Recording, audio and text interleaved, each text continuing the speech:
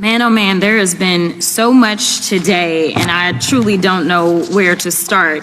So I'm just going to make sure that we start off with a few facts.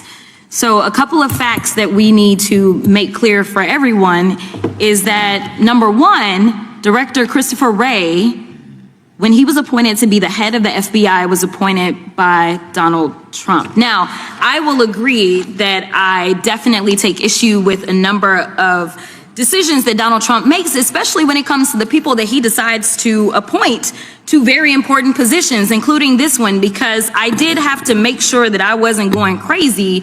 But when I say that you are the least qualified FBI director in the history of the FBI, that is real, because you are the only one that never even served with the FBI prior to joining, yet we are supposed to believe that you are the greatest thing since sliced bread. I didn't ask you a question. Now, what I want to go through is to talk about why you are a failure and why, honestly, we just need to tell you bye-bye. I know that you got a little upset and you put on your show for your boss because it seems like you're trying to save your job when it came to talking to Senator Booker yesterday.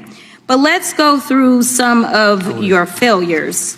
So before you were even confirmed, and I think one of my colleague from Georgia, pointed out that you were already targeting career officials so that you could direct illegal firings. Mind you, these cases that you were so upset about, which are the ones tied to Trump, the cases came through his handpicked FBI director. And frankly, when people sit around and say things like, oh, you know, we're happy because now we feel safe, I don't know who feels safe in this country except for the white supremacists, because I specifically as a black woman definitely don't feel safe. And frankly, my colleagues have been real nice to you today, and I applaud them, but I don't have the same demeanor because I know that multiple colleagues on this side of the aisle have faced death threats. In fact, somebody tried to kill one of my colleagues, and frankly, I don't know if this FBI or under your leadership, if those people would have been caught. I don't have any confidence in you. And if we start talking about the reasons that I lack confidence, we could start with you not just wanting to acknowledge some simple facts. Simple facts like the vast majority of the threats are coming from right-wing extremism. And I know my colleagues have tried to stress this, but I decided that I would maybe do it in a different way. Number one, I have a couple of UCs. Kim Buck, one of multiple Republicans receiving death threats for voting against Jim Jordan as House Speaker. Without objection.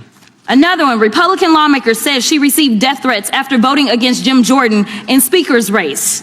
Without objection. In addition, there was another one from another colleague who now is leaving Congress because they said that they were calling his wife anonymously and threatening her life to the extent that she ended up sleeping with a firearm. Without objection. Okay, so here's the deal. How are we supposed to have confidence when you're sitting up here telling the Senate yesterday that it will take you 14 years before you can get the FBI fully staffed to do their jobs? You're also now redirecting resources so that they can go and play ICE agents on the streets. You're getting rid of your most qualified people. And even when it came down to somebody that you consider to be a friend, you were posted up having some fancy dinner to the extent that you posted not only once erroneously, you posted twice erroneously as it relates to catching somebody, and then you want to go and say, let me take a victory lap, because honestly, if it wasn't for parents deciding that they were going to turn in their child, it seems like y'all wouldn't have got there, even though he literally confessed online. So I'm confused about what it is that the FBI is doing except for trying to put on a show for the apprentice, or whatever you want to call him. The day after all of this took place, there was domestic terrorism that was taking place at HBCUs. They were targeted. Yet I didn't hear anything from the FBI about what was going on. And again, black people kept saying, how did we end up in this? because the numbers are so very clear that white supremacy is a problem. And honestly, I've not heard anything out of you today that makes me believe that you're going to do anything about the white supremacy problem, the one that is leading to children being killed, children being shot, as well as members of their community as they're worshiping in their churches. The time of the gentlelady has expired. If the gentleman would like to respond to any of that. Well, I mean, I'll respond. Cash Patel, as I said when I introduced him, public defender, former prosecutor, top staffer on the House Intelligence Committee, Deputy Director of National Intelligence with the National Security Council, Chief of Staff at the Department of Defense, and FBI Director. I think that's a pretty good resume for the guy who's now running the top law enforcement agency in our country. And we've seen all the stats that he's given to the committee on how much better they're doing at getting the bad guys than the previous guy was doing. With that, I recognize the gentleman from South Carolina. Thank you, Mr. Chairman. Director Patel, I think you're witnessing some auditions, clickbait auditions for the Academy Award for my Democratic colleagues. We'll see how they fare as they're on MSNBC later on today. But do you care, before I launch into my line of questioning, to respond to Ms. Crockett from Texas on that very elaborate and theatric display? Here's what I've learned in my government service. I don't give a damn what they say about me as long as I'm succeeding in the mission. We're succeeding in the mission because the men and women of the FBI have never been empowered to do more work and to hit the streets harder than by President Trump's authorities and resources he's given us. And so all I care about is that we are capturing more child predators than ever before, taking more drugs off the streets than ever before, that we are capturing murderers at a significantly historic rate, and we're delivering this country the lowest murder rate in recorded history. That are facts that you cannot dispute. But you can come at me all you want. I don't care. Thank you, Director. One of the most common mistakes people make when analyzing geopolitics is assuming that the most powerful strategy must also be the most visible. In reality, the opposite is often true. The states shouting the loudest, launching the most missiles, and dominating the news cycle are not always the ones shaping the final outcome. Sometimes the most consequential player is the one moving quietly in the background, conserving strength while others burn through theirs. This is why Saudi Arabia's position in the Middle East deserves far more attention than it usually receives. Riyadh understands something fundamental about power. Dominance is not always achieved by direct confrontation. Often it is achieved by surviving long enough for stronger rivals to weaken each other. In a region where multiple powerful actors compete, where Iran challenges the existing order, Israel maintains formidable military capability, and the United States still exerts enormous influence, Saudi Arabia's greatest advantage may be its ability to avoid being trapped in a single rigid alignment. Instead of betting everything on one decisive victory, it can hedge, reposition, and preserve its resources while the strategic landscape shifts around it. From Riyadh's perspective, the regional balance of power is not a simple contest between friends and enemies. It is a constantly evolving system in which every major actor carries both risks and opportunities.